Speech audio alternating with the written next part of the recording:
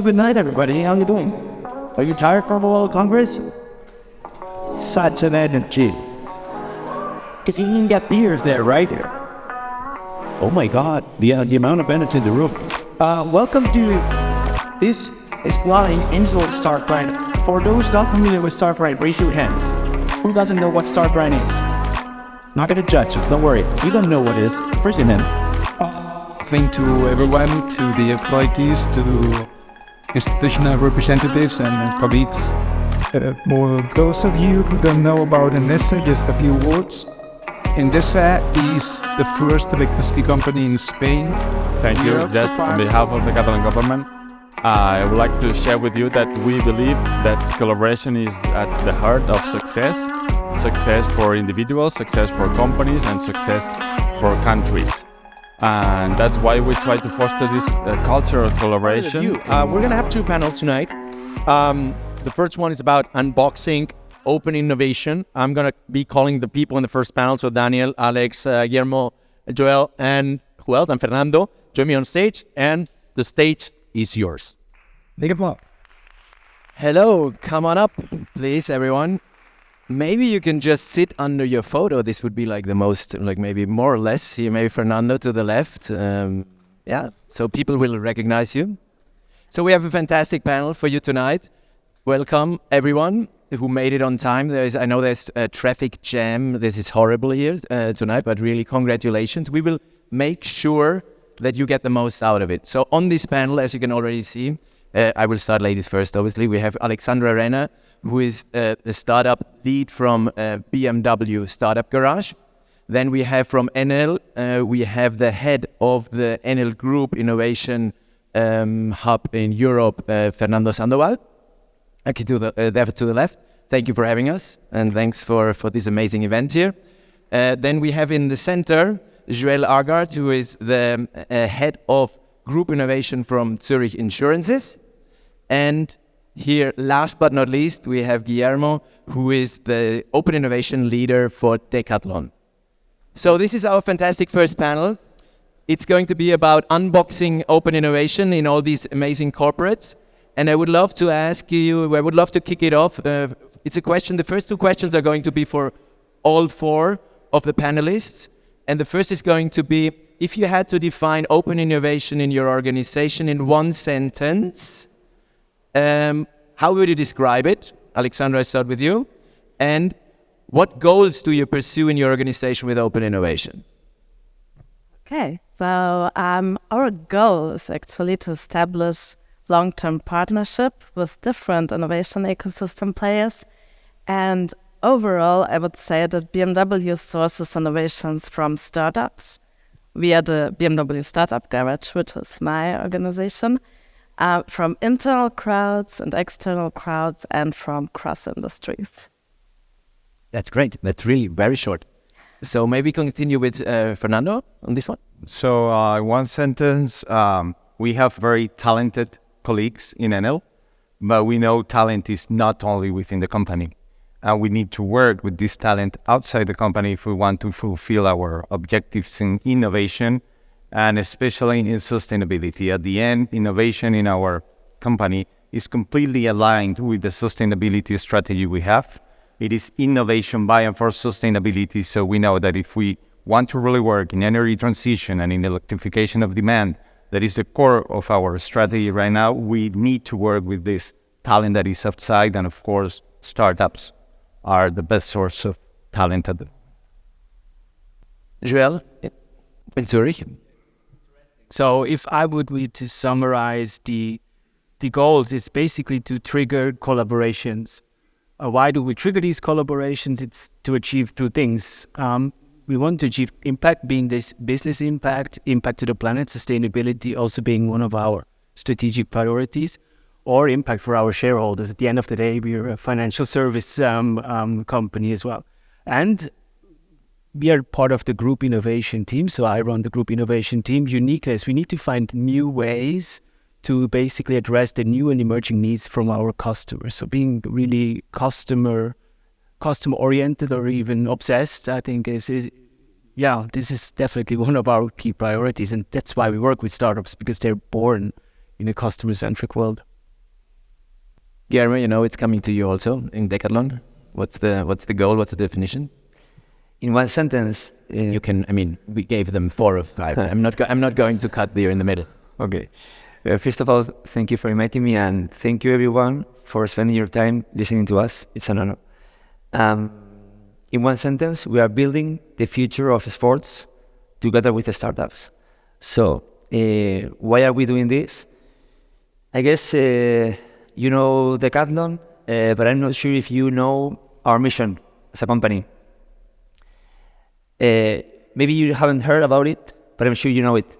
At Decathlon, we want to make sports accessible to everyone in a sustainable way. So this is our mission as a company. We have been doing that with sports products, but we want to go further, and we want to be able to offer also digital solutions. So we want to go from the retailer we were to a new entity, which is a platform of different solutions, both physical solutions and digital solutions. In this context, we realized, okay, we are going to get into technology, but we are not a technology company, we are a retailer. So we are going to need a lot of help. So we decided to collaborate with startups and technological companies in order to be able to do this innovation faster and better. That's why we decided, okay, if we are going to work with the startups, we need an open innovation strategy, initiative. Because what we do is, the main point is we have to create a win-win collaboration. The startup, the athletes, but that's also Decathlon, everyone has to win. And the open innovation initiative, we thought that was the best strategy. So PricewaterhouseCoopers did like a survey in Davos, and they said that 40% of the CEOs think that their company is going to be out of business in 10 years if they don't transform. Question to everyone. I start again with Alexandra. So say, what do you think is the antidote? What are the perfect tools to make it happen, then to not get kicked out of business, basically?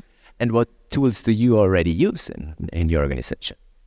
So it's easier to count the tools that we do not use, to be honest. I think it's important to diversify a little bit. Similar to every venture capital investor, the core of the portfolio is diversification. And of course, it's the same with open innovation or innovation initiatives within a company. So at my business unit, we do open innovation. The BMW Startup Garage evaluates startups. We are a matchmaker between business units with technical problems and startups with solutions. But we also have other sources of innovation. One source are the BMW employees, entrepreneurs, so to say. We also work with external crowds in terms of ideation, but also for technical solutions. And last but not least, we have a technology scouting, a trend scouting, who's responsible to keep in touch with other industries out of automotive in order to transfer their innovation in our industry. On the other hand, we have that classical startup programs, or let's say business. We have the BMW I Ventures, our corporate VC, which who invests strategically, usually in order to gain more knowledge about a certain technology or field. And we have 2 completely independent accelerators. One of them is the Urban X Accelerator in New York. And it's actually, with this accelerator, it's not about an automotive, it's all about urban life. So how does urban life change? And we are doing this with an established New York accelerator. And then we have a pure sustainability accelerator that usually never does automotive sustainability topics. It's really also, it's part of the BMW Foundation. So it's quite independent from our initiative. So I think diversification is the solution, is the answer. We can expect that BMW is going to be there in 10 years. I hope so. Fingers crossed. Fernando? Yeah, I think I will do the same that Alex did. I mean, this is starting with what we do not do. We do not invest in the startups. So we do not have venture capital. We do not invest through third parties. Then for the rest, we kind of do all of them. There is a very interesting map of initiatives that a corporate can do for doing open innovation that is done by Mind the Bridge, that I've seen Marco around already, and Francesca. They are one of our partners, and they have a very interesting report on how corporates apply the different open innovation tools. So kind of following the report, we do have outposts in different relevant ecosystems around the world. We are part of them. We are the Innovation Hub Europe with 2 physical spaces, one here in Barcelona and one in Madrid. So again, welcome to our home. It's a pleasure to have you here.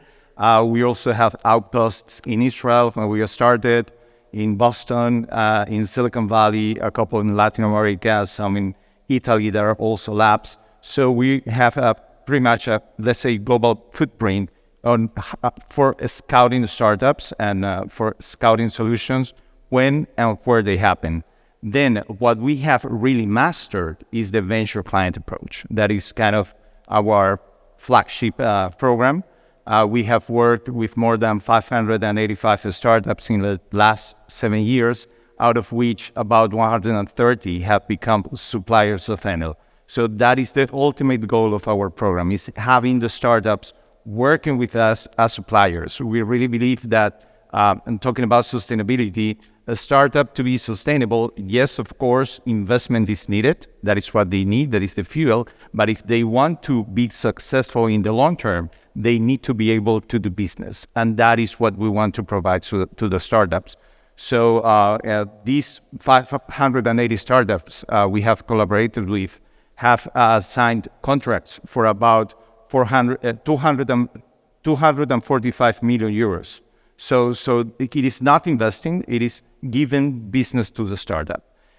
Then we also have partnerships with main corporates, about 40 partnerships signed with corporates, different levels of implementation, but at least there is an MOU, there is a willingness with these corporates to do things together. Then each business line within the group activates the projects with the corporates. So about 40, out of which 14 are done on a corporate level, and we do some M&A.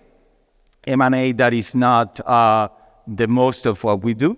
It is basically for inorganic growth in some specific businesses and in some specific markets. So about 7-8 M&As in the last 7 years. So nothing to do with the venture client approach.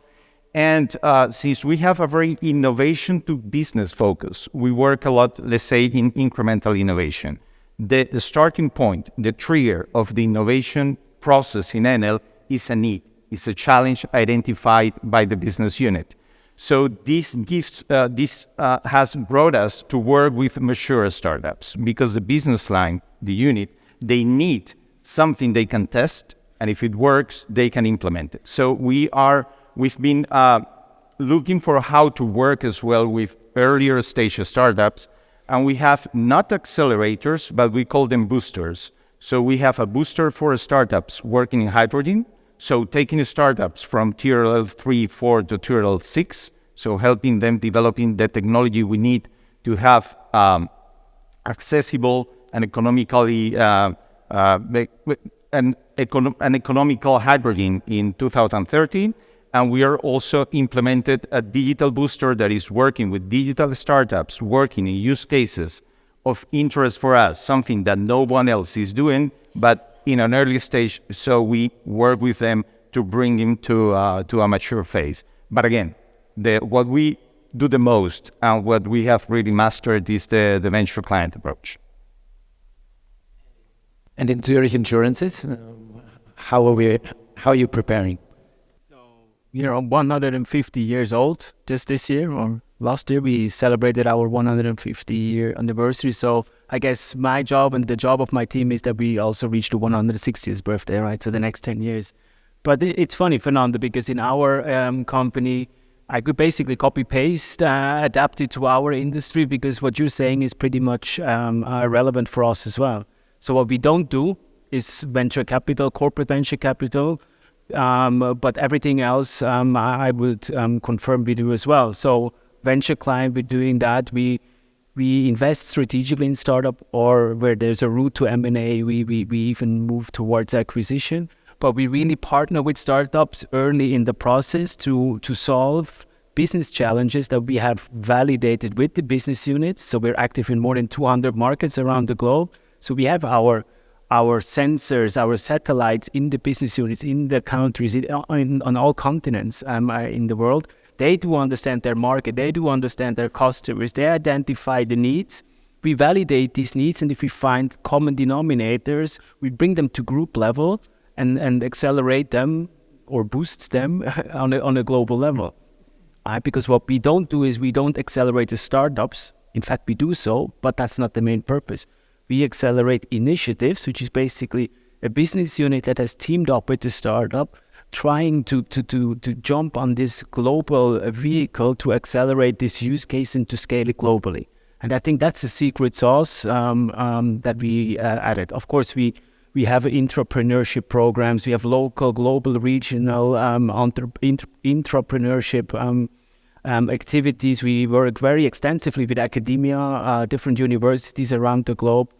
We co-create with OEMs. We co-create with digital health or health and pharmaceutical companies, because what we are searching for are not insurtechs, right? One would think that Zurich Insurance is searching for insurtechs. In fact, we know insurance, more or less. We're coming out of, I think, one of the most, if not the most successful period in our company in the last 120 years at least. So we do understand insurance, and we manage to solve the needs of our customers, the current needs. But there's new needs, there's emerging needs, right? And our goal is to find the mobility techs, the health techs, the retail techs, really to help us plug in new solutions, new ways to serve our customers, new ways to protect our customers into our existing business model. And this is what excites me, because I wouldn't consider myself the insurance expert, but really the generalist that can plug together the different elements to really transform our industry and our company away from a company that is here after something has happened to pay you money so you can recover. But our goal is really to be there and maybe even prevent bad things from happening, or then help our customers to recover faster after something bad has happened. Because insurance is not something that everybody wakes up in the morning, oh, I want to call my insurance agent, right? So we need to be there, being there for the customers when they need us the most. And this is what we're trying to achieve. Of course, there's other influential players in that open innovation ecosystem, not only other corporates from other industries, it's the regulator, right? Or sometimes this also opens room for innovation. Funny enough, right? It's a super vibrant ecosystem. Startups, corporates, tech companies. It's really super exciting, the financial service ecosystem and such, but it's not only the financial. You have also an exciting initiative going on right now, no? The Zurich Innovation Championship also. Maybe talking about the initiative quickly to say, can you share some success story, or maybe quick in detail to say, hey, this is what I'm proud of, this is what worked, and why it worked, maybe also in the insurance company. So I think you mentioned, Fernando, the bridge. There is this famous curve, right? When typically innovation activities or open innovation or innovation departments come from the area of PR, of marketing, where you need to prove that innovation actually works. Hey, working with startups is actually not such a pain. Even if it's early stage startups, it can work. So when we started in 2018, it was more about exploring ways on how to work with startups. We launched a program called the Zurich Innovation Championship, which was back then really a startup competition where we crowned 3-4 startups per year as the winners, and they then received PR. They then started collaborating with us in one of our markets. It was a good first start. Since then, we launched several editions, and just recently, or just in January, we launched again. And every year, with this, we have basically analyzed 3,000 plus startups around the globe. We do basically also the matchmaking. I always consider myself being the Tinder of Zurich Insurance, or between Zurich Insurance and startups, because what we do, we define the business challenges which are linked to the group strategic priorities. We carve out the things that we want to do internally with our entrepreneurship teams or with our technology teams. And then the ones we identified as the opportunities to basically tackle with startups, this is what we give out as charge. So with this, we then match the business unit, internal subject matter experts, and startups, and if needed, also other corporates as partners. And then we work on an initiative. In this, we still call it an accelerator, but I might need to consider the name, because, as I said, it's not our program is not a typical startup accelerator, because we do not take any equity. We basically invest like $100,000 into an initiative to basically seed fund this initiative and send them through quite a sophisticated program to validate three things: desirability, feasibility, and the viability of the initiative. And at the end of these 3.5 months, the decision makers have all the proof points on the table, all the validation on the table they need in order to then do the follow-up funding. And ideally, this can end up in a globally scaled product. It ended up in joint ventures. It ended up in M&A. So it's really broad, and we don't really know how it ends when an initiative enters, but the output can have various forms. Thank you. Guillermo, what tools are in the toolbox at Decathlon? Okay, when people ask me which are the best tools to work with the startups, and Alex did a joke about lawyers, I'm going to continue that. The lawyer answer is, it depends, no? It depends on what your corporation goals are, the kind of the startups, the stage of the startup, etc., etc. So you will use one another depending on the circumstances and your goals, no? At Decathlon, Open Innovation, we are also open to use all the different possibilities, collaboration, partnerships, venture investing, venture building, etc., etc. That being said, it's true that currently we use two main tools: Venture Client, so I see a clear trend here, same as my colleagues, and also sharing resources. Those are the two main tools that we use. Why? We use them because we have realized those two are the tools that allow us to provide the biggest value to the startups in the shortest time, while we are conducting a proof of concept, which is the first step we always make when we are doing a project with a startup. Great. So I want to follow up a bit on the accelerator, no accelerator, booster, whatever discussion. So because I think this is quite an interesting one, and this is an interesting thing to learn, I think. So I read a study from CB Insights, and they followed all the corporate startup acceleration programs from 2016 till now, I think. And 60% of this corporate accelerator died, basically, no? And then more importantly also is to say, if you look on the survival rate of the startups that have been, let's say, surviving going through a non-corporate accelerator, it's 88% that died, okay? But if they got corporate acceleration services, it's even like 93% that died. So the corporates, they seem to not do such a great job accelerating startups. Alexandra, why do you think this is the case? I mean, on the one hand, it's really interesting that nobody of us does corporate acceleration. So I heard it, but it's like, yeah, we do acceleration, but we do it not. So, yeah. So usually I think that you try to combine two different worlds if you do corporate acceleration. You have the corporates with slow processes, low risks, and let's say they're good in building established products. And then you have startups that need someone who helps them to disrupt and to scale. And unfortunately, we wouldn't do this venture client approach if we would be that good in disrupting and accelerating. So for this reason, I think that it's better to have independent accelerators and corporates. And it's also the motivation. Most corporations who do an accelerator just want to do proof of concept projects, they want to source new suppliers, and for this the investment is quite high because you have to invest a lot of time and money in the startups, which is much easier with a venture client approach. You have a low risks, you have short pilot project, a streamlined process, and if it doesn't work, you just separate after a couple of months.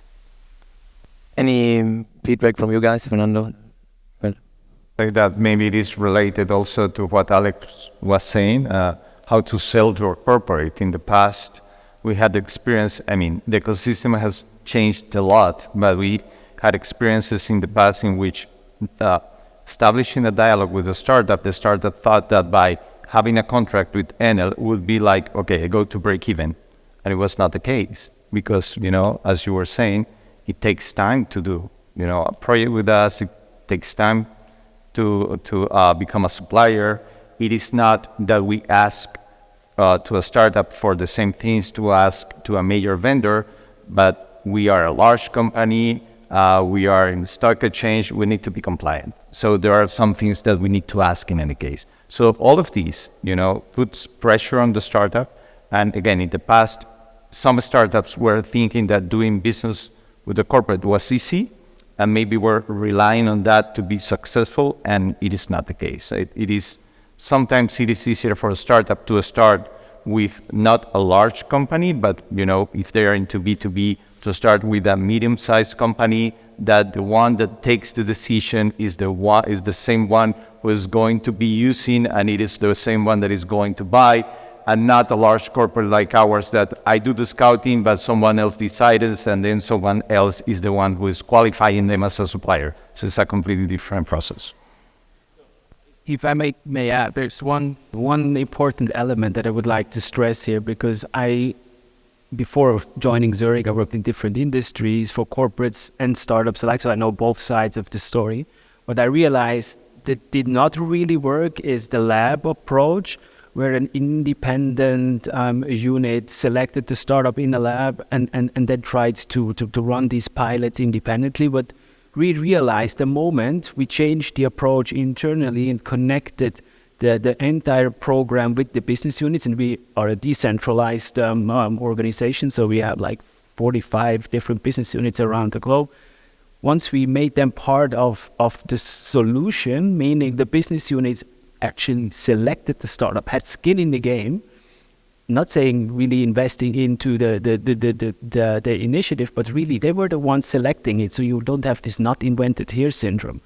That was the moment when we were able to accelerate the adoption phase. Now my team then comes back in when it's about scaling, right? Because if something works in Italy, then moving it to Spain might be a bit tricky, say with Germany and Switzerland, right? So we then come in and try to find other business units that have the same pain points. So really thinking from the customer backwards, working with the pain points, allowing the business units to select the right partner.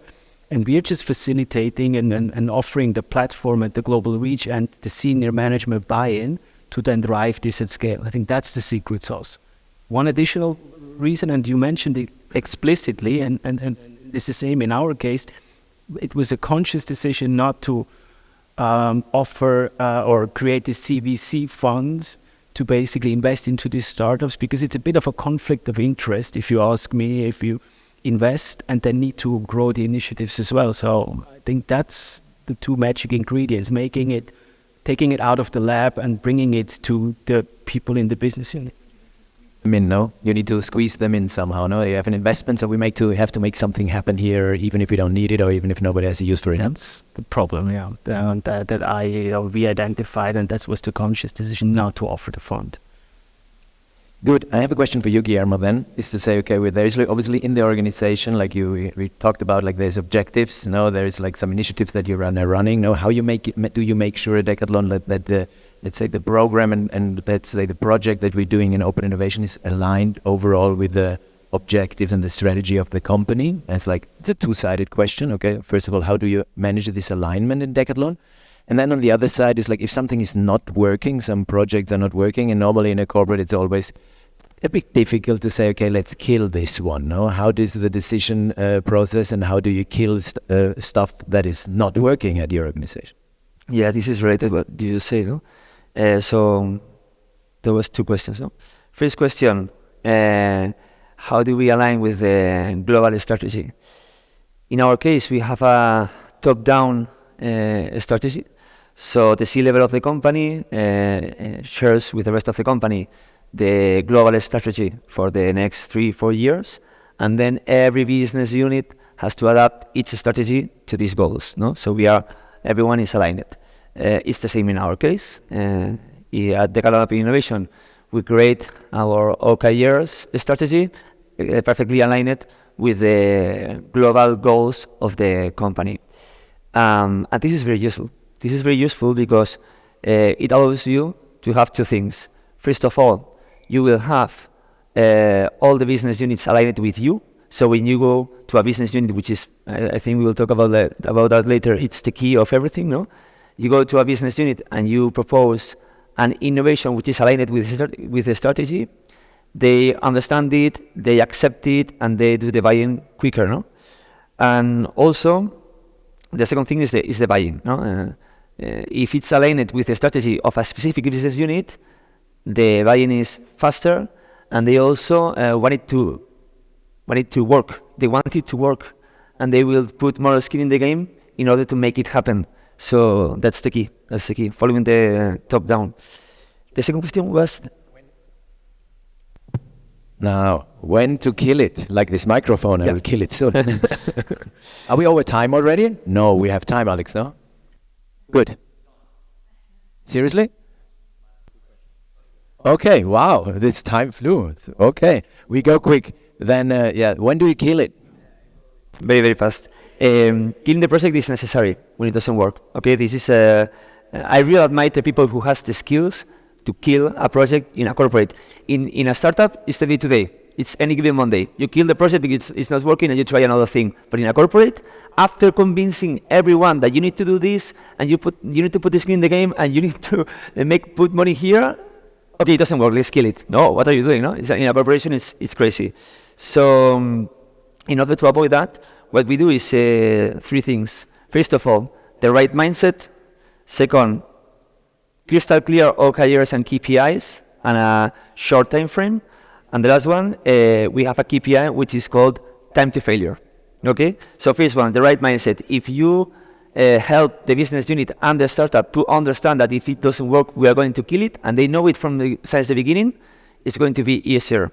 Second one, crystal clear OKRs and KPIs. This will help you a lot, because if you have it crystal clear and it's and the business unit and the startup agrees on these OKRs, if you don't succeed, if you don't reach the key results, you are going to kill it. And also having a specific time frame will help you, because if you don't kill it, time will do it. After 3 months, it's over. So that's it. And the last one is the time to failure. This is a KPI we have in our structure of innovation, and we measure it. We don't have a specific goal, because it makes no sense to have a specific goal of the time to failure, but it's always there in our dashboard to help us not to forget that the ability to kill a project when it's necessary, it's important. So time to failure is something that we measure, and it's always helping us to say, okay, we have to kill it, it's not wrong. It's part of the innovation process, failure, and it's a necessary part. Okay, two last questions. There's a lot of pressure. I have to find the best ones then. Okay, return on investment. No, that's what we all want to know. Okay, Fernando, that's for you. And maybe also for the rest, but let's start with Fernando. Return on investment, for me, there's like two things to explain. Okay, how do you measure it? It's easy. It's always the question. You get it always, so that's easy. Now comes the second part of the question. It's a bit more interesting.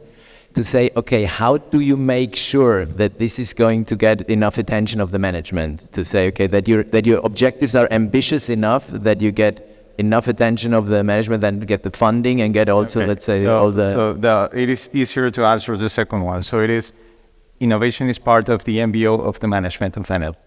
So, and it has evolved with time. So at the beginning it was kind of, okay, are you working with the startups? But then it was, how many POCs are you having with the startups? And then how many scale-ups? So how many startups are going from the POCs, from the pilot to actually having a business with Enel. So that is part of the MBO of the management of Enel. So that is one. So that is kind of easier to answer. Then the second one is being kind of a headache for our governance team for the past years, how to prove that innovation has a financial impact. And they have developed at the end a method, and that is basically taking into account what is the EBITDA generated by the innovation. So kind of what is the differential between the EBITDA having done the innovation and without having done the innovation, then taking into account as well the investment done for the scaling up of the projects, and taking into account the expenses in innovation, not only the headcounts and so on, but also what we have spent in the POCs, the pilots, and so on that we pay to the startups. And so far, the result we have is an impact of about 3.54 euros generated by 1 euro spent in innovation. So it's very good, result. But again, this been kind of years of understanding how to do it and having the tools for properly doing, because he was bringing in information from many different parts of the company. Okay, I know that you want to finish it now, but I have the last word to Alexandra. She started and then she ends it, okay? What's in BMW? What's going up there? Well, maybe two things. So one question was how to gain attention at the management, at the C level. So one of our overall BMW internal KPIs is perceived innovation, talking about the final customer. That means that every startup project that isn't just a little process optimization, every startup project that really that makes a difference to the customer, that makes the customer buy a BMW instead of a Mercedes or Audi, that raises attention, and communication internally and externally comes with that. Thank you so much. Thank you, Alex, for your patience. And thanks to the panelists. I hope you enjoyed it. We will also make sure that all the questions that you have, and you have a lot of them, you will get them answered in the networking afterwards when you will meet these guys all one by one, and you can approach them for all the questions you still have. And I invite you now to keep a bit talking to the new contact you just made at the beginning and enjoy the second panel.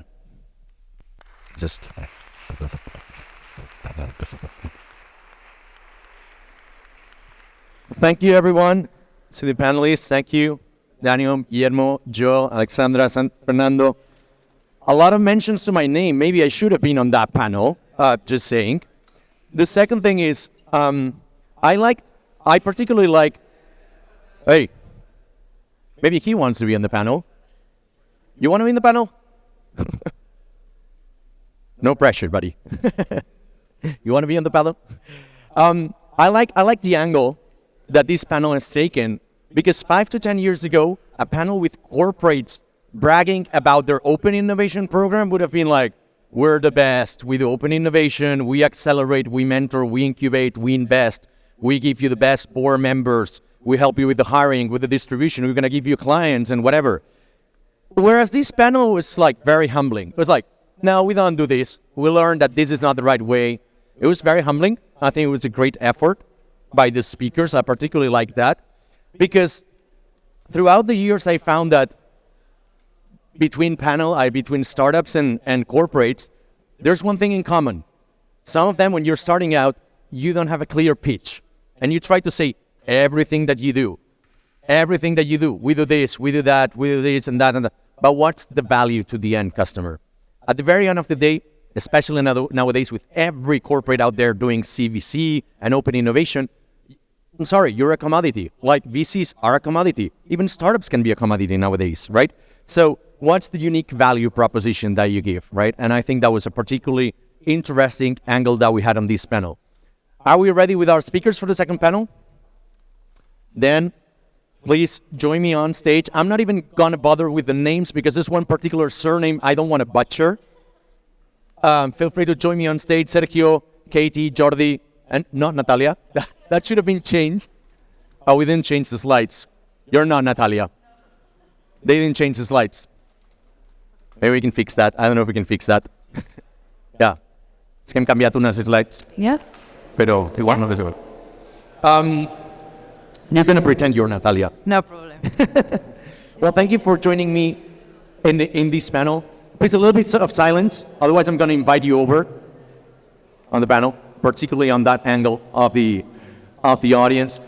Thank you for being here. Welcome on stage. Welcome to Star Brian. A few of you I already know. A few of you are new friends. I wanted to start particularly asking, let's start with the future. There's two angles to this. We can start with the trends of nowadays, and we can start with the future, right? And I'm going to start with the future. Because, Repsol, since you are not Natalia, and I'd like you to introduce yourself, even though nobody's going to introduce themselves. In my panels, nobody introduces themselves, but you do it because we fucked up. No problem, because Natalia is a beautiful girl and a perfect girl that works with us in the Open Innovation Repsol team. So, well, I'm the responsible of Open Innovation, and that's all. What's your name? Sandra Blázquez. So we had changed last minute. I want to start with you because, so in Repsol, you have this commitment by 2050. You're going to be with a net zero emissions. And 2050, that demonstrates and proves that you're not a startup because you wouldn't be alive by 2050. So that's one.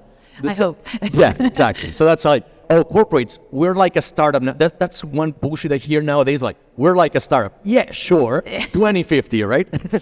My point being, okay, so we have seen in the last few years, investors have turned from denying climate tech and green tech because they're like, no, that's never going to make any money, to actually finding that it has produced very significant returns over time. And now investors are all the rage with climate tech. So what's your vision on this field, and did you see this coming from within the industry? Thanks, Alex. We are watching that from the deep tech technologies, not deep tech also only involve software. Okay, the technologies that are in an early state. There is a rising the private, the private capital is raising money for this kind of startups more than ever. We have seen that, for example, startups that are in a tier so low, the technology readiness level about 2 or 3 more or less, like for example, direct air capture, that is a technology for capture CO2 from the atmosphere, is in a really high level valuation regarding with the develop of the technology. So we have seen that the private capital is betting on this kind of new technologies more than for example, even the public investment. It's a strategy that is curious to be and to see specific in the industrial and clean tech environment versus another trends or another markets. Thing I wanted to talk to you about is you mentioned earlier today that you did something quite creative in order to speed up the process of releasing a technology. Usually corporates, kind of like slow and a lot traditional, lots of procedures, documentation, workflows, procurement, and whatnot. Sometimes they spin off companies in order to be much more efficient, kind of like startups with a huge safety net. However, you did something different. You sold a technology to a startup. Yeah. Can you explain that process, how that went? Yeah, of course. Well, we have an R&D center, so it's easier that we can develop our own technology. So we sometimes, some years ago, we developed a technology and we create a spin-off, okay? But we have also developed our technology and thinking about the best way to go to the market with this technology. One of the options was to sell this technology to a startup. We were in a technological due diligence, a third party value this technology, and we sell to a startup because we think that it could be most easier to go to the market, to penetrate with the market with the agility of a startup, even compared with a corporate. So it's a different, a different operation that we are used to, but it's quite, I think, innovation operation. Jordi, a couple of questions for you, one for the future, one for today. But basically, travel startups have something in common that is particularly useful and particularly help them to survive the pandemic, in which their cash flow is very interesting. It's positive for a startup because usually you charge upfront, like if you're selling, a travel destination, you charge maybe 1 year upfront, you have the cash, and then the end user might or might not use it several months after, right?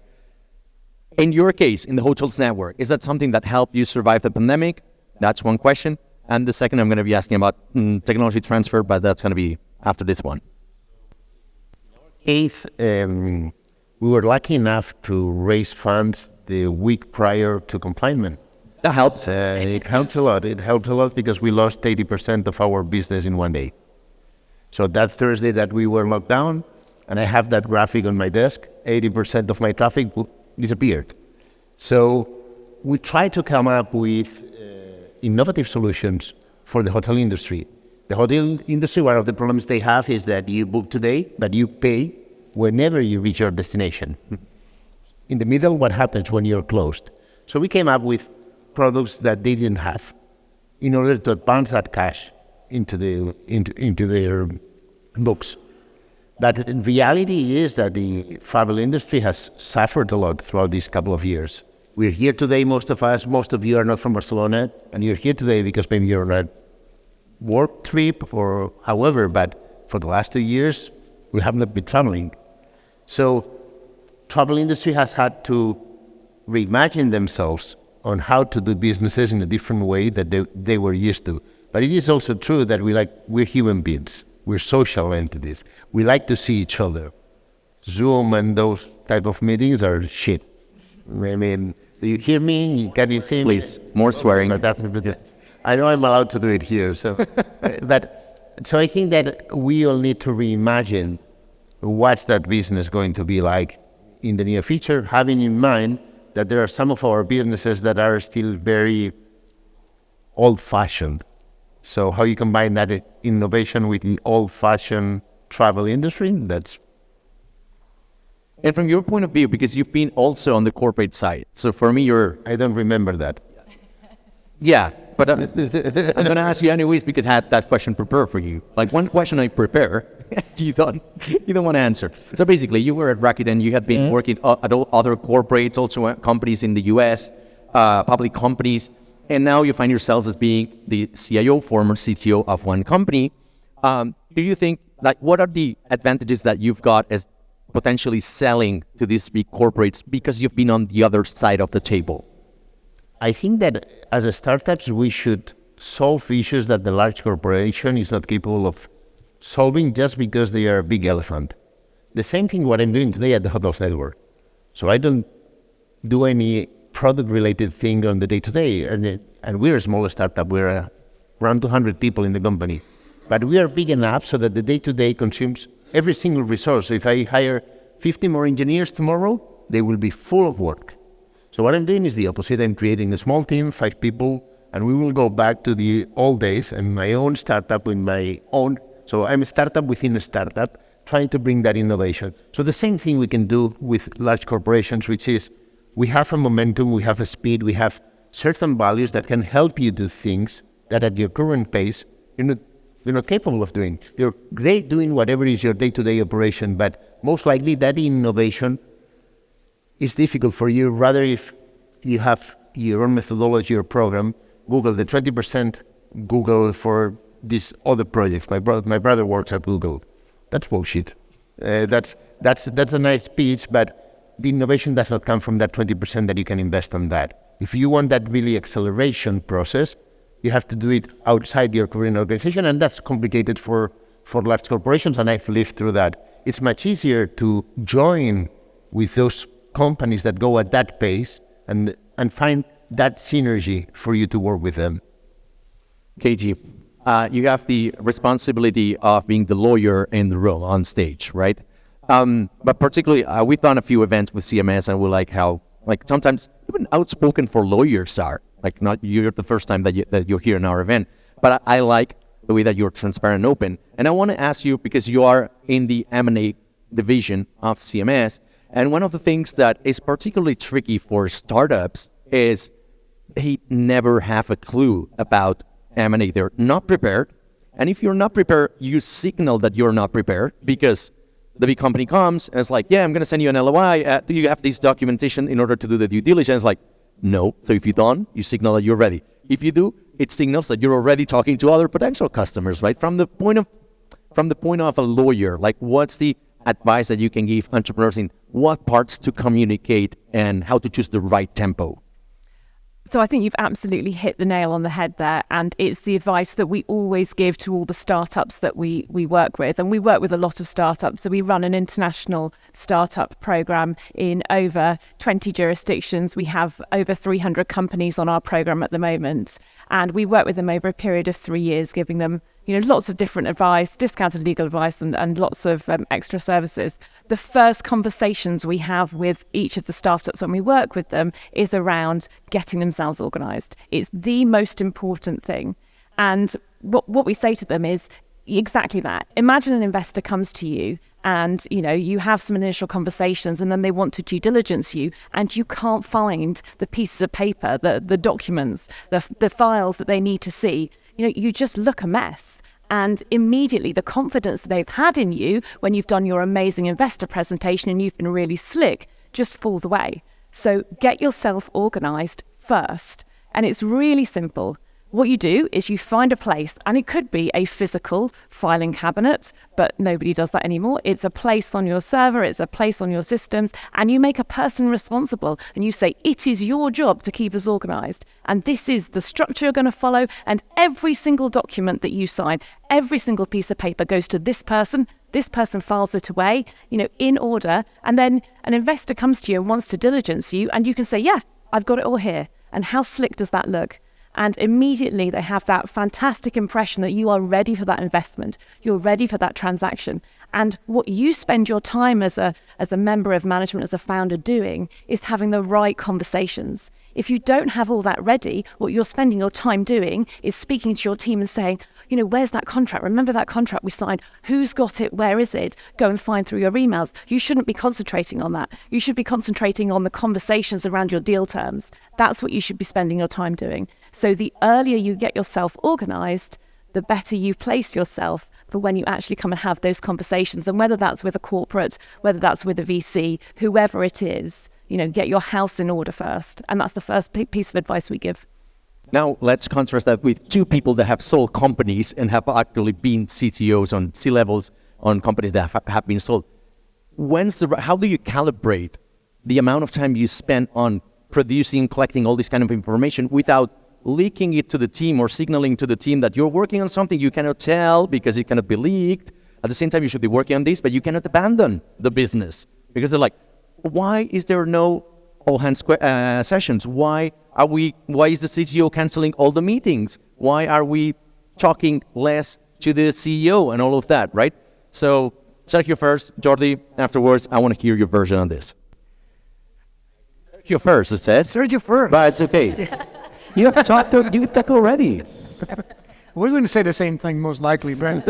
I will start saying, I wish I listened to that at the very beginning and put some order in the house first. Now, looking at it in retrospective, if I was an engineer in my team, I would have noted that.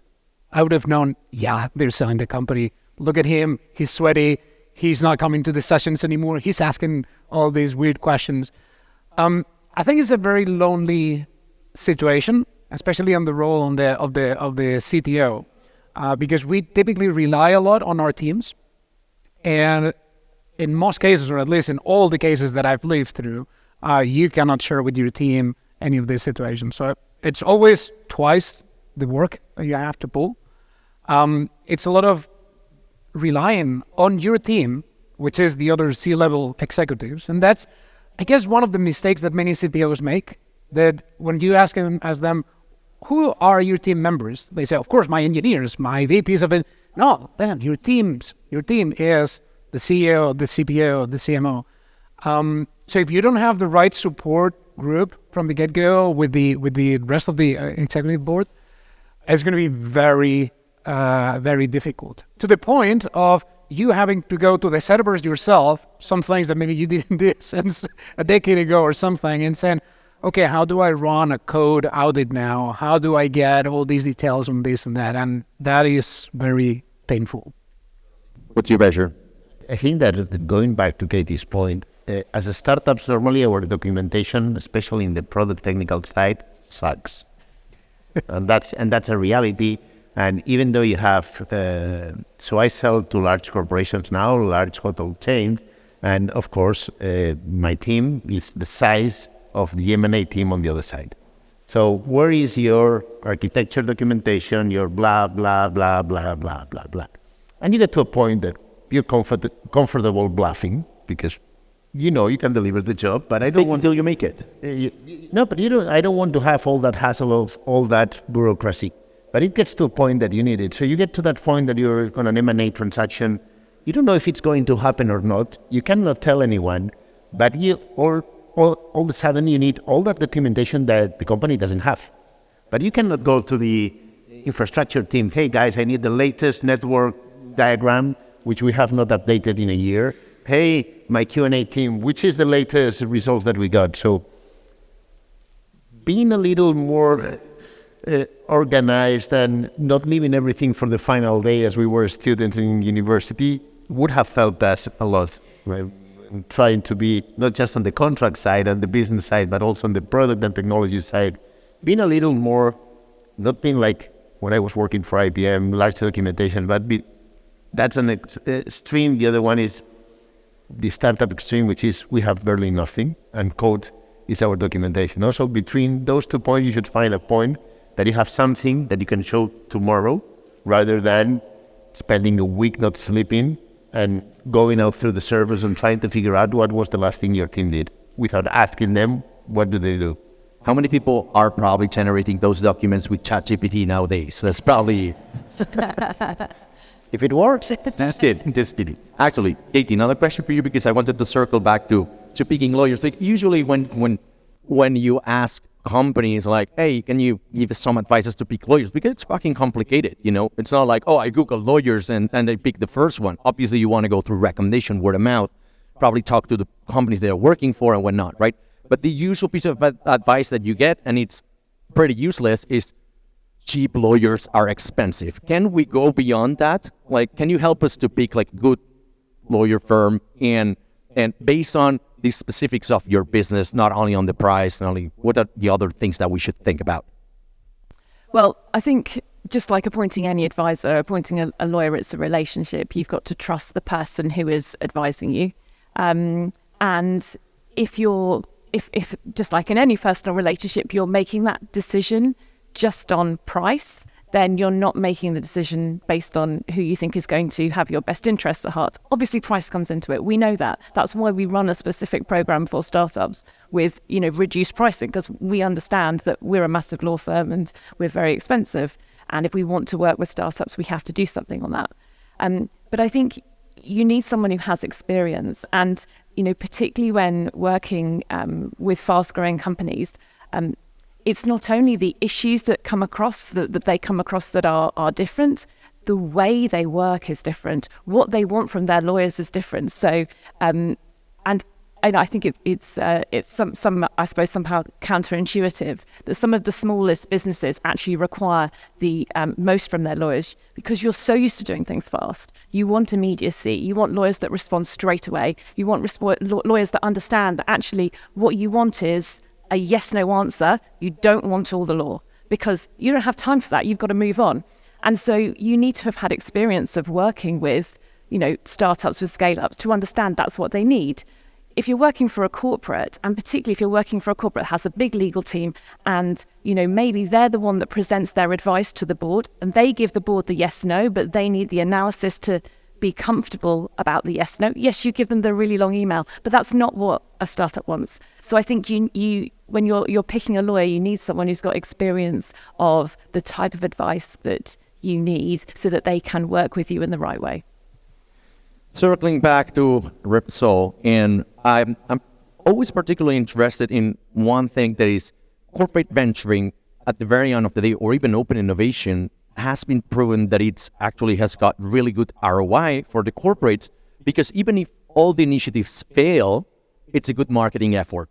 the amount of PR you get, it's good, it's exposure, it's talent retention, it's good PR for the company. And most of the times they're like, yeah, good investment, yeah, it was fun, played with startups, whatever, but we made money, our shares went up. In your case, what is that thing that you do different in order to make sure the projects work? Do you involve your leadership team, like the CEO or operations team leadership gets involved in the project particularly? What incentives are there to your employees doing that? What do you make to ensure the success of these projects and initiatives? Question. Well, I think that most of corporates works similar, but we try to do better than given the lesson learned that we will having. One of the things that we try to convince to startups is that they make sure that they are not dependent on the corporate. So we can help to boost or to scale up. For example, in our as we are an energy. And we have installation to prove things, we can boost this kind of technological startups. But we insist that they need to have a plan B, not only with us, because we have to be aligned with the strategy with the strategy of the company that we also see in the last panel. But sometimes the strategy changes. And we have to redirection the startup, or they need to have a plan B, not only dependent on that. So we try to not be in a very big percentage of the startup, and also open to another markets or another products to diversify the risk with us. Let's take a look into the future, because I think we haven't spoken enough about it, and everybody loves to do like prophecies. Nostradamus was famous because he prophesied a lot of things. He was right about a lot of things. That's called survivorship bias, right? We only remember the ones that were true. He probably announced several other million things that didn't happen, but we only remember those. One thing we got in common, Katie, is so you're in services because you're a lawyer. I run a software development agency. And we tend to see the future a little bit earlier than other people, just because they come to us asking for advice. Is this legal? Is that something that we can do? For us, it's like, hey, I want to build this platform. Is this viable? Is that something that you can build? Before they go to investors, before they even make a team. And so they want to validate ideas with companies like mine or with you, right? What are the trends that you're seeing the most right now that you think are going to go boom in, say, 5 years? Skipping AI, we know AI. Oh gosh, that's quite a hard question actually. We're seeing a lot of fintech at the moment. There's an awful lot of that, and we thought we were maybe sort of at the crest of the wave, but we're not. There's still more and more coming. So that's very interesting. Lots and lots of data. And companies that you wouldn't necessarily expect being focused on data, but data now is everybody's got a data angle to their business. We see a lot of companies coming to us who may be very early stage, but they are looking at the international elements of their business much earlier than they used to.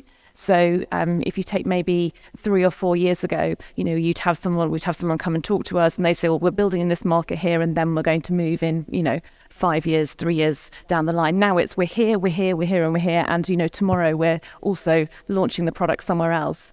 So that seems to be coming much faster than it used to. Space is interesting. We've got an interesting company on our program who's looking at mining in space. I didn't expect that conversation, but that was quite interesting. And there's just too much to talk about. There's lots of interesting things coming across our paths, lots of health tech, and quite specialized businesses, businesses that are really looking at a real niche, and particularly in health tech, and how they can, solve a very, actually what you think is quite a small problem, but from that small problem, they are then going to expand to, other things. I didn't want to come to this point, but I think it's about time we talk about the elephant in the room, which is quantum computing. I don't know jack shit about it, so I'm. It's like I don't even know how to ask this because I'm probably just going to go for the wrong question. But we're normal people, we're discussing AI. While your people, Sergio, you are discussing quantum since like a lot of years ago. Like, so what can we expect? What is the thing that we don't understand, and why AI created the breakthrough way earlier than quantum? Why did it make it to the general public, besides technological constraints? So the way we look at it is you have the typical Gartner cycle, right? On how things evolve, how the hype comes in, but also how companies will start evolving and using those technologies. AI was not born yesterday. In fact, it was born many, many decades ago, and we went through the infamous AI winter. Some of you may have heard about that, where it was during the 90s, late 90s, when, of course, the hardware was simply not on par of what the algorithms were promising. And then, of course, the investment dried out, and many, many companies died out of that. Others had to consolidate, and then some others were able to survive, in the caves. And now we have, of course, OpenAI, ChatGPT, and all those type of things. And we've reached exactly the maturity point that many people were waiting for or looking for, without talking about AI and stuff like that. So AI has become table stakes, right? You don't build a product today and you say, hey, it's in the cloud, it's fantastic. It's not a feature. That's assumed. It's like if you have on your CV, I speak English, conversational. Spain, nivel medio. Microsoft Office. Those are table stakes today, both obviously for startups, but also for corporates. And that was part of the innovation journey that many of us or many of the companies had to drive during that stage. Now, there are technologies that require quite a long ramp up in order to understand how they work, to understand how you involve them in your company, in your processes, and how disruptive they can be.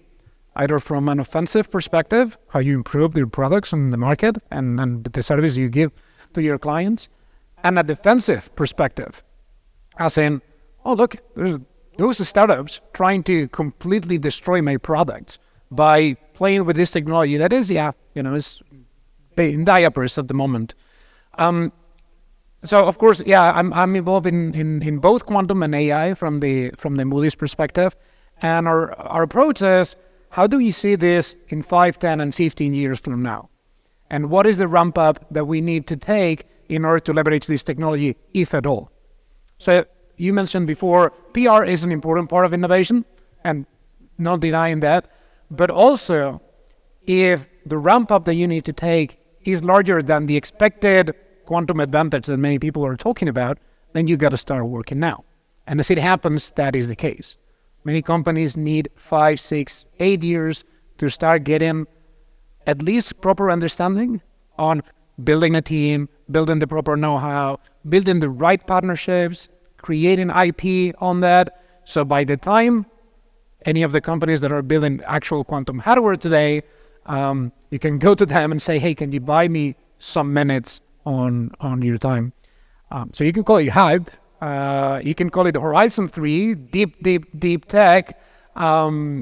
But at the end of the day, it's about the long-term survival that for centenarial companies like our case, it is basically a responsibility for shareholders to make sure that we turn every stone along the way.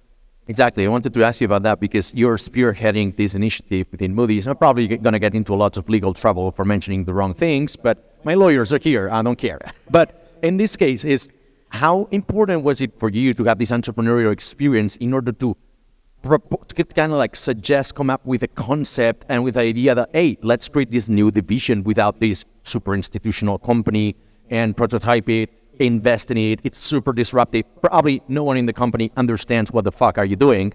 So how important was it and what was the process like? So I sold my company to Moody's, and like you're as well, not to Moody's, but to other people.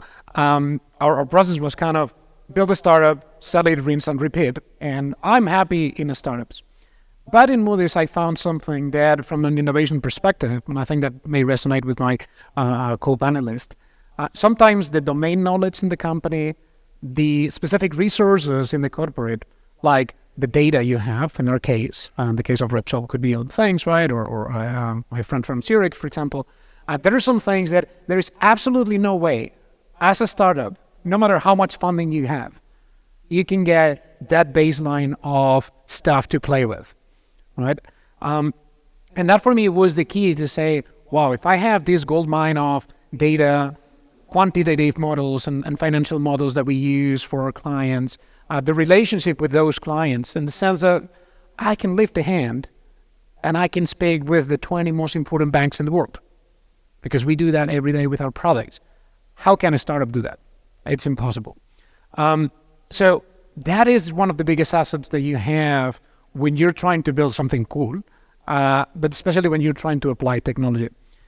So for me, the sale was really easy. And it was, well, what are the chances of quantum happening? I don't care the answer. Say 5%, 10, 70%. Let's say there's 5% for the sake of the argument. Are you going to be the CEO who's putting the company at risk for 5% chances? So give me a team and some time to play. That worked. All right. Thank you. In the interest of time, because this panel is separating these amazing people from the beers, and we all know what we all came here for. And food. There's also food. Right. So in the interest of time, 1 minute for each. And now I want you to get into legal trouble to share your biggest and most expensive fuck up and quantify it in money. Who wants to start? Sergio, you want to start? I just spoke.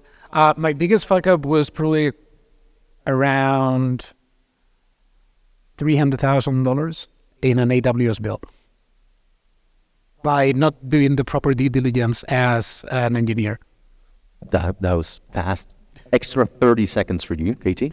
Well, I can't tell you about my clients' fuck-ups because it's confidential. But it has to be yours. You have to own up to it. Mine? Yeah, oh, my course. goodness. No, I definitely can't tell you about those. What I can tell you is I've got a problem with a startup at the moment, and it's not so much a financial fuck-up, but she took on an investor who required her to put him on the board, and she didn't like him.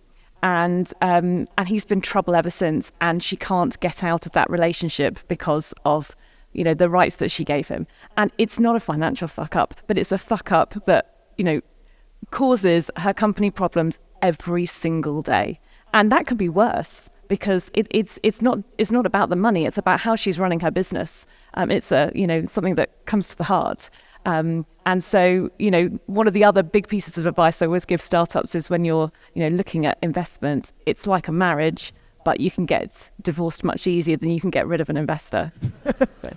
That was great. Now we want to hear a fuck up of yours. It doesn't have to be from CMS. Don't worry, there are lawyers in the room. They can help you. It can be from a prior experience. Oh, God. I'm sure that when I was a more junior lawyer, I fucked up all the time. I mean, I remember opening, a publicly printed prospectus and finding that I'd got the numbers wrong, and we had to reprint them, and I don't know how much that cost. There was all sorts of mistakes. Jordi? So I lost the domains of the company we have just sold to a corporate. And don't ask me. Elaborate, please. I woke up at 4 a.m. in the morning. Something was troubling me, and I didn't know that we had to renew those domains, or it was. And I went to the toilet, and don't ask me why. I took my phone with me, and while sitting there in the toilet, I looked and it was like, "You have just lost your domains." Fuck. Go, daddy. So I ran I woke up my wife, so that was the biggest fuck up, but. Because I needed to find my wallet with my corporate credit card, and I have forgotten the wallet at the office. So I got to my laptop. I got into, I don't remember if we were using name.com or GoDaddy. And I said, you know what, I'm going to try to recover them and pay them with my personal credit card. And my next thought was, fuck the lawyers, because I'm going to buy it with my personal card, and then it's my asset. Then I'm going to have to do a contract to sell it to the company. Fortunately, it was one of those sites where they keep with PCI, they keep your credit card. And we were in that period of time where you can still claim your domain and get it back. I saw myself fired. So for that hour that it took me to to solve the problem, I saw myself fired and being in front of the judge and everything. That's a good one. Hey, no pressure, Sandra, but you're next. One fuck up situation is I'm here with my photo not including the panel. No, that's our fuck up. Sit, It's a shared fuck up. Come on, it's a shared sit one. in front of a Cepsa oil station. Yeah. So I love it. My father. There was the CEO. Yeah. but there is no problem because in innovation we are colleagues, not competitors. Well, it's my husband decided to invest in cryptocurrency. We have minories at home that now are switched off because of all of you know the trend of the crypto and the money of the electricity. So this is one of the big fuck up money. That was probably expensive. I don't know how expensive that was that in electricity bills, but okay. Thank you very much, everybody. This is lovely talking to you. Thanks for sharing your experiences, your knowledge, and these fun stories. Thank you, everyone. Hope you had fun. The best part of the event starts now. There's beer and there's going to be food. And if you enjoyed this event, kindly share it social media. And otherwise, see you next year. Thank you very much.